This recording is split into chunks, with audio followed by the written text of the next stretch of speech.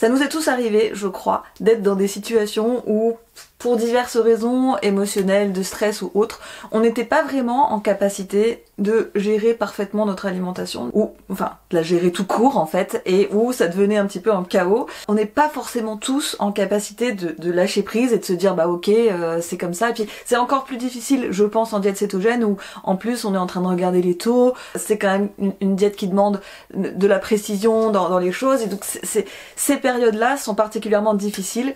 Je viens juste d'en traverser une, donc je sais de quoi je parle. La question m'a été posée, il y en a une d'entre vous qui m'a dit mais en fait est-ce que tu pourrais faire une vidéo pour aider en fait à gérer ces phases-là, à faire en quelque sorte du damage control, en tout cas c'est ce que j'en ai compris. C'est le sujet de la vidéo d'aujourd'hui, peut-être que ça vous parle parce que vous êtes en ce moment dans cette phase, n'hésitez pas à dire si c'est le cas, peut-être que ça vous parle pas mais que ça vous servira plus tard, et dans les deux cas, merci d'avoir cliqué sur cette vidéo, merci d'être là sur ma chaîne, sachez que ça compte beaucoup pour moi. Donc je disais, en fait des phases comme ça où on n'est pas en capacité de gérer vraiment son alimentation, on en traverse tous, mais je pense que c'est encore plus compliqué pour quelqu'un qui est en diète cétogène parce que cette personne-là a conscience que sa diète lui demande de la précision et de toute façon elle le voit si elle suit plus ou moins ses taux, et du coup ça peut être crispant parce qu'on se retrouve dans une situation où on voit qu'on n'arrive pas à gérer, et je crois que le réflexe de la plupart des gens c'est de se dire oh là là je sens que tout part en couille, il faut que je strictifie encore plus, il faut que je resserre encore plus, il faut que je fasse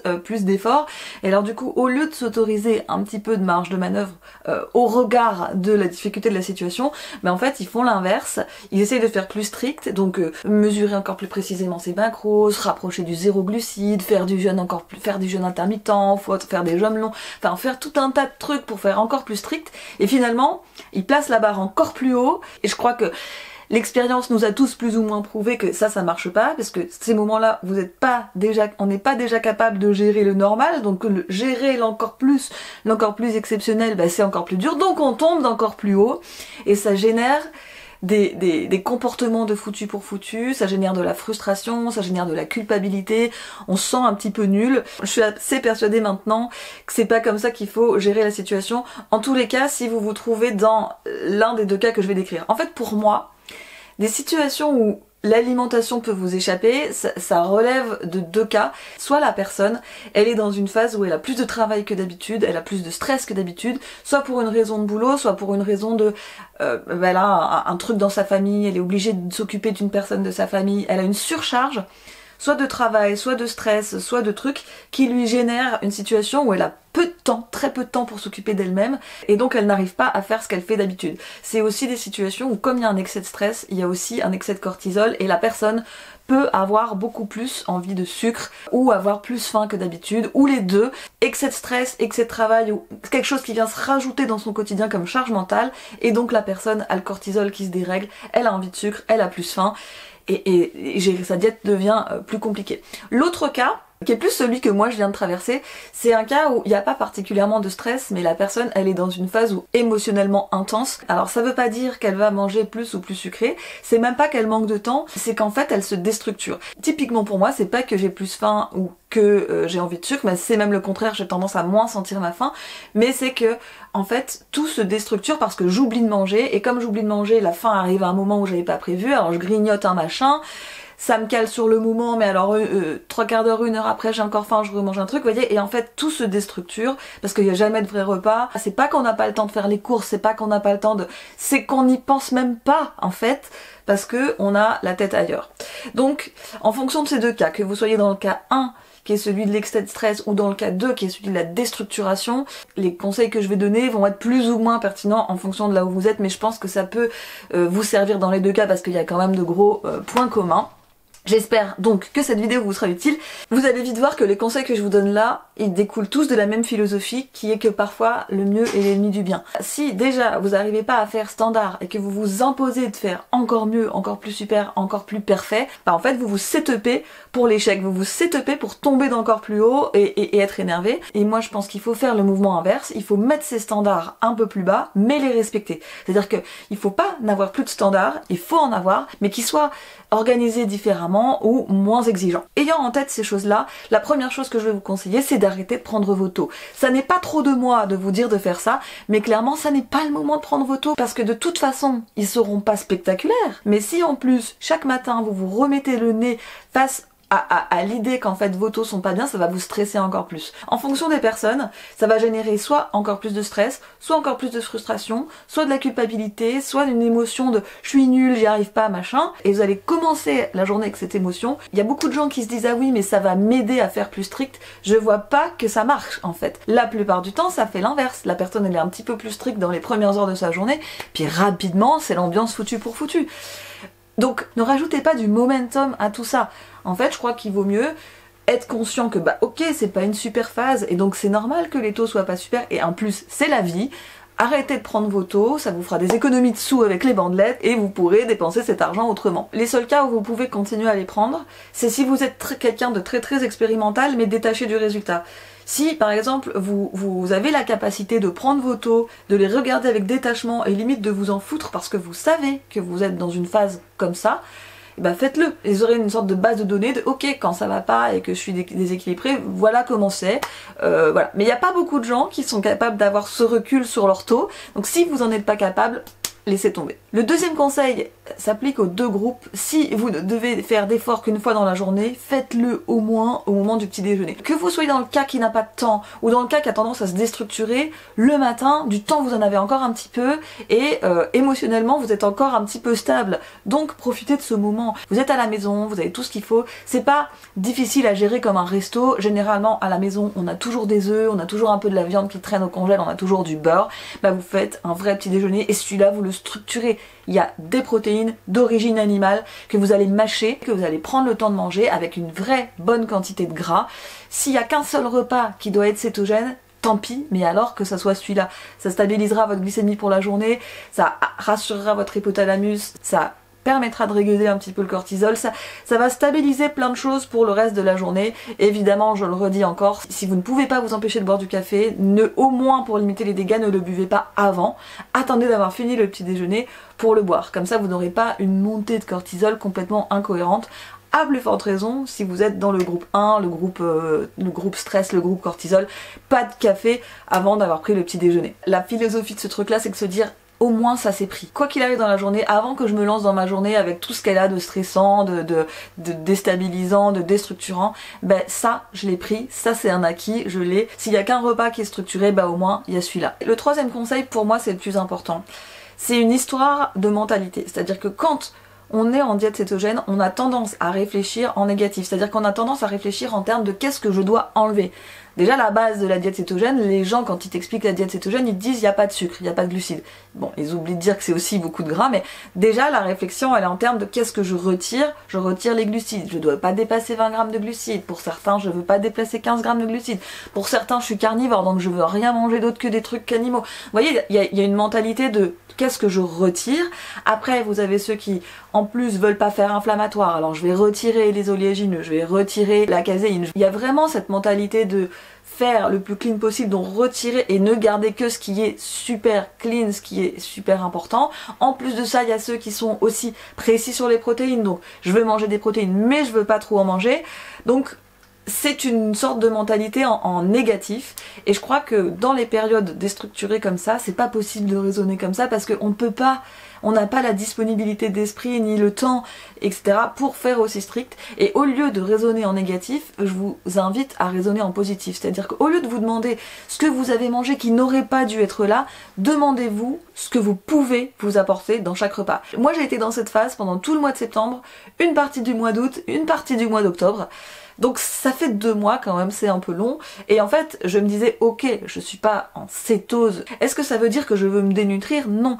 Donc au lieu de me dire, ce repas est pourri, je fais n'importe quoi, je me disais, ok, qu'est-ce que je peux apporter dans ce repas qui me nourrisse véritablement?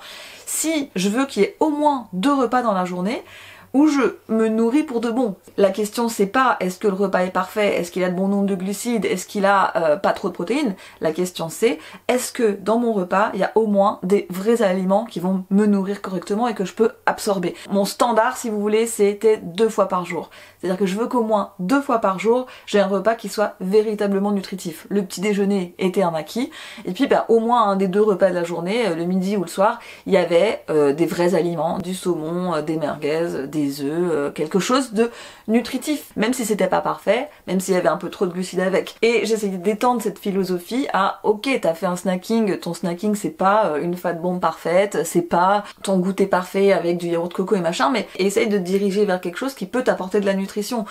Ça veut dire pour moi que plutôt que de me diriger vers une barre keto, qui peut-être serait mieux en macro, j'avais tendance à me diriger vers, par exemple, un yaourt brebis à la grecque dans lequel je pouvais rajouter des MCT, par exemple, c'est quelque chose que vous m'avez vu faire dans des formats à 24 heures dans mon assiette, et j'insiste sur le fait que c'est une mentalité en positif et pas en négatif. Par exemple, admettons que j'ai quand même choisi de manger ma petite barre keto machin qui m'apporte pas grand chose, et en fait, à côté, j'aurais rajouté un avocat ou j'aurais rajouté un truc qui a quand même une valeur nutritionnelle parce que ma question à chaque fois que je fais un repas, c'est pas qu'est-ce que je devrais enlever, mais qu'est-ce que je me donne en fait. Qu'est-ce que je m'apporte, parce que même si mon repas il est pas cétogène, mon corps il va quand même absorber des choses. Même si mon repas ne me met pas en cétose, ça veut pas dire qu'il ne doit pas me nourrir. Faut vraiment éviter, je pense, d'être dans des mentalités blanc-noir, tout ou rien. Ça a des avantages d'être perfectionniste dans les phases où on est bien, mais dans les phases où on est moins bien, ça nous amène plutôt au chaos qu'à autre chose. Encore une fois, dans ces phases-là, le mieux est l'ennemi du bien. Donc vous mettez les standards un petit peu plus bas et que vous vous dites ok, qu'est-ce que je peux m'apporter à chaque repas, votre énergie et votre focus il va être tiens, au moins je me suis apporté une protéine de qualité, tiens, au moins je me suis apporté un aliment que mon corps et mon cerveau reconnaît. Ok, aujourd'hui mon goûter et mon repas du soir c'était un peu n'importe quoi, mais ce midi je suis allée manger des huîtres avec Élise, ce matin mon petit déjeuner il était bien nutritif, au moins 2 fois dans la journée je me suis apporté des choses. Et vous verrez que en faisant ce petit changement de mindset, vous serez plus apaisé à la fin de la journée, vous aurez moins l'esprit sur qu'est-ce que vous avez mangé de mal, qu'est-ce qui a été inflammatoire et machin, et plus l'esprit sur qu'est-ce que vous avez fait correctement finalement. Quand j'y pense, j'essaye de me dire ça, j'essaye de me dire de quoi je suis contente par rapport à ce que j'ai fait, j'ai quand même fait l'effort d'aller m'acheter ça, de manger ça, de me préparer ça, comment je pourrais faire les choses un petit peu mieux demain.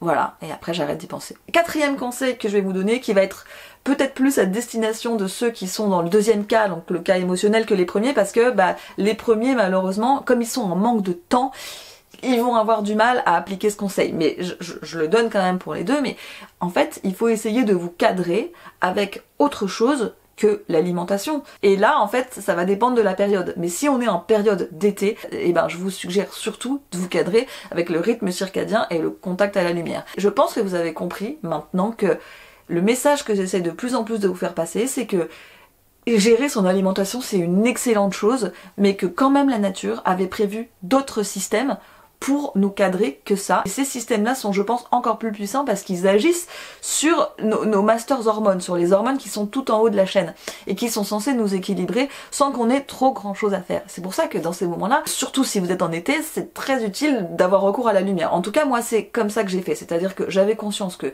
au niveau alimentaire, je ne pourrais pas me cadrer. J'ai accepté que ce serait comme ça et que c'était pas grave. Mais la contrepartie à ça, c'est que j'allais être un peu intraitable sur ma routine circadienne. Donc, même si je m'étais couché tard, voilà, parce que y avait eu des dramas émotionnels, quand même j'allais me lever pour le lever de soleil, et quand même j'allais faire un effort pour être dehors au moment des UVA, et surtout que j'allais avoir mon temps d'UVB. Et en fait j'ai gardé cette routine sur septembre-octobre, même quand il n'y avait pas d'UVB, parce que j'ai utilisé ma lampe Sperti. Et comme je sais que pour utiliser la lampe Sperti, il faut avoir une routine assez stricte, et avoir fait lever de soleil, et avoir fait UVA, et maintenant j'ai la preuve, parce que j'ai des copines qui en ont fait les frais. J'ai une copine, Céline, qui était chez moi pour Halloween et qui s'est brûlée avec la lampe Sperti. Sa peau n'était pas habituée parce qu'elle était trop près, parce qu'elle n'avait pas eu lever de soleil ce jour-là, et même si elle a utilisé la lampe dehors, son corps il a pas compris, elle s'est brûlée. Donc je sais et j'ai la preuve que ces outils-là, faut les utiliser avec discipline. La routine pour moi sur lesquelles je ne transigeais pas, c'était lever de soleil, UVA, UVB. Et c'est vrai que Quand on est exposé aux UVB, bah déjà on a une meilleure tolérance aux glucides parce que c'est une histoire de fonctionnement de mitochondries, ça ceux qui sont dans le cours métabolisme le savent, mais on a une meilleure tolérance aux glucides parce qu'on les métabolise mieux au contact des UVB. C'est bien pour ça que les personnes qui vivent à l'équateur s'en sortent en mangeant plus de fruits, plus de glucides que les autres. J'ai déplacé mes standards à des endroits où moi je pouvais les déplacer, c'est-à-dire que j'avais pas l'espace mental pour bien gérer mon alimentation parce que comme je vous le disais, au niveau appétit, il y a des choses qui étaient en train de se déplacer, voilà, mais j'avais quand même la possibilité de suivre cette routine et en fait il y a quelque chose de très structurant avec ça. Il y avait vraiment l'idée que bah, c'est pas parce que on gère pas son alimentation parfaitement, qu'on est à la dérive, qu'on peut pas être en bonne santé, qu'on peut pas être cadré, parce qu'en plus, gérer correctement sa routine circadienne, c'est aussi s'assurer d'avoir un bon sommeil le soir, et j'en viens à mon autre point, c'est que si vous êtes plutôt en automne-hiver, ou quelqu'un qui est en manque de temps, c'est pas tellement la lumière qui va vous cadrer, c'est surtout la qualité de votre sommeil, même si, évidemment, l'un est lié à l'autre, vous pourrez pas trop vous en sortir sans ça, mais il y a quand même une notion que si vous pouvez pas passer plein de temps au lever de soleil, aux UVA ou aux UVB, vous pouvez quand même travailler pour votre sommeil, vous pouvez mettre des choses en place pour ça, à plus forte raison si vous êtes dans une période d'hiver, donc là-dessus, vous pouvez travailler sur le fait, par exemple, ok, mon alimentation n'est pas très structurée ou n'est pas très cadrée, mais je peux contrôler le timing de mon alimentation, c'est-à-dire bah, je mange quand il fait jour, j'arrête de manger quand il fait nuit par exemple, ou alors je mange pas trop près de mon heure de coucher, ou j'essaye d'avoir terminé mon repas 3-4 heures avant l'heure où je vais aller me coucher. Je n'ai pas le temps pour faire UVA, UVB et tout ça dans la journée ou pour structurer mes repas, mais j'ai la discipline d'aller me coucher tôt et de me faire un environnement de sommeil qui soit impeccable. J'éteins ma box la nuit, je fais pas du téléphone, je laisse pas mon téléphone en charge, je dors sur un accessoire de mise à la terre si je peux, j'éteins les petites lumières, il n'y a pas de bruit, je m'achète des bouchons d'oreilles moulés sur l'oreille pour ne pas être dérangée par les ronflements de ma famille ou de mon mari ou du chien ou de je sais pas quoi. Donc on peut aussi travailler sur sa qualité de sommeil parce que vraiment pour moi c'est les deux éléments que la nature a choisi pour nous structurer, le rythme circadien pour structurer nos hormones et le sommeil pour nous réparer. L'alimentation pour moi ça vient comme un bonus après ça. C'est un excellent bonus, c'est un bonus qui peut aller très loin mais qui remplacera jamais les deux autres. L'axe sommeil je l'ai moins utilisé parce que ma déstructuration elle arrivait au mois d'août quand les nuits étaient quand même encore relativement courtes, il y avait encore de la chaleur, il y avait encore des choses comme ça et finalement je voyais bien que je me couchais plus tard, que j'avais le sommeil moins, je me réveillais pendant la nuit, j'avais le sommeil moins bon que d'habitude. Mais maintenant qu'on est en octobre, clairement ça commence à se calmer pour moi, ça commence à quand même redescendre, j'arrive mieux à me gérer émotionnellement, mais c'est pas complètement résolu, vous voyez. En fait, à l'heure où je vous filme cette vidéo, le matin il fait 4-5 degrés, l'après-midi au maximum il fait 9, en fait on n'a pas envie de passer énormément de temps dehors, j'essaye de le faire, mais voilà.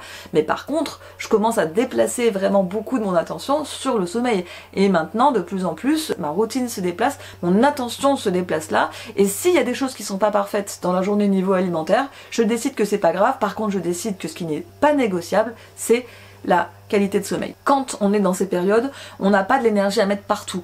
On n'a pas l'énergie à mettre sur le cycle circadien, le sommeil, l'alimentation non inflammatoire, ci et ça, faut choisir ses batailles. Et si vous n'êtes pas sur l'alimentation, choisissez au moins la bataille du sommeil parce que celle-là, elle est rentable sur plein de niveaux. Dernier conseil que je vais vous donner qui va surtout cette fois-ci concerner ceux qui ont moins de temps, ceux qui ont tendance à avoir une surcharge de travail ou une surcharge mentale parce qu'ils doivent gérer plein de choses. En fait, le problème de ceux-là, c'est que c'est pas de la mauvaise volonté, mais en fait, ils ont même pas anticipé le moment de manger et en fait, ils ont jamais à disposition quelque chose qui est bien pour eux. C'est ceux qui se disent je verrai bien au travail, je verrai bien au resto, je verrai bien ce que je peux acheter. Notre société, elle est pas faite pour les petits cétogènes. Et elle est même pas faite pour les gens qui veulent correctement se nourrir. Elle est faite maintenant pour donner aux gens des trucs qui sont complètement vides, que le corps ne reconnaîtra pas, qui sont pensés en termes de calories, de packaging, vous pouvez plus vous reposer sur les trucs comme ça, et donc moi ce que je vous conseille de faire, c'est de vous caler 1 heure à votre bureau et de faire toutes les commandes dont vous avez besoin. Moi j'ai fait ça l'autre jour, je me suis dit j'en ai marre, parce que j'ai constaté que à chaque fois que je voulais faire des fat bombs ou une recette ou faire quelque chose pour moi, il manquait toujours un truc. Soit il manque le beurre de cacao, soit il manque le chocolat 100%, soit il manque la poudre MCT machin, si c'est pas ça, c'est les konjac, si c'est pas les... il manque toujours quelque chose. Donc dans les moments où je me prends en main pour me dire alors c'est bon, je me fais un truc, Et en fait, je finis par pas le faire parce qu'il y a pas. En plus de ça, j'étais un peu dans une mentalité, vous savez, le mois de novembre c'est toujours comme ça, tu te dis ouais ok mais je vais attendre les promos du Black Friday. Puis en fait ça sert à rien de faire ça parce que premièrement, bon leurs promos c'est toujours plus ou moins des fausses promos. Des fois il y a des vraies promos mais en fait t'as toujours une bonne raison pour attendre et au final, bah, dans le moment où t'as attendu, t'avais pas. Donc je me suis dit, si j'attends le Black Friday pour commander, j'aurai pas mes trucs avant début décembre, ça va pas aller. J'ai écrit sur une feuille tout ce dont j'avais besoin et j'ai commandé aux différents endroits. Alors j'en profite pour vous dire que moi j'ai une difficulté à trouver du beurre de cacao correct. J'avais essayé une fois de commander sur le site, directement sur le site de Camelour, parce que j'aime beaucoup leur beurre de cacao et ça a été une catastrophe. J'avais pris 3 paquets, ça a jamais été livré, au bout d'un mois j'ai dû me faire rembourser, j'ai perdu un mois à attendre. Donc si certains d'entre vous ont des endroits où ils commandent leur beurre de cacao, où c'est de la bonne qualité, où je peux me faire livrer correctement, n'hésitez pas à me le mettre en commentaire, ça m'intéresse et ça servira aussi pour les autres. Donc beurre de cacao c'est quand même un truc hyper important parce que ça va servir à fabriquer les Fat Boom. Ensuite j'ai fait une commande d'NCT Nutribe parce que bah NCT Nutribe. Ensuite j'ai fait une commande chez Perfect Keto parce qu'ils ont d'autres sortes de choses. Ils ont mes konjac. Des fois moi aussi je m'achète des petites barres, des petits trucs parce que bah des fois quand on mange par impulsion émotionnelle, bah on peut avoir envie de ces trucs là et en fait j'ai envie de pouvoir les manger sans me juger, sans que je sois sans cesse en train de me blâmer, de me dire c'est pas bien, c'est pas clean, c'est machin, enfin voilà, non quoi. Donc là-dessus, vous le savez, moi j'ai quand même beaucoup de partenariats. Si vous voulez acheter dans ces boutiques, sachez que vous avez les références en barre de description. Souvent, je vous mets même les liens de mes produits préférés à moi. Vous avez aussi les codes promo que vous pouvez utiliser. Et en fait, je le fais rarement, du coup je vais profiter du temps de le faire, mais je remercie les personnes qui utilisent mes codes promo quand ils commandent, parce que bon, vous, ça vous fait une réduction qui n'est pas énorme, mais aussi en même temps que vous avez une réduction, moi ça me rémunère. C'est comme ça en fait que vous rémunérez mon travail, c'est pas YouTube qui me paye, hein. C'est pas ça qui me permet de continuer à faire ce que je fais. C'est majoritairement quand vous utilisez mon code et que je perçois des revenus d'affiliation. Donc merci du fond du cœur à tous ceux qui le font et à tous ceux qui le feront parce que ça aide ma chaîne à vivre. Peu importe là où vous commandez, mais en fait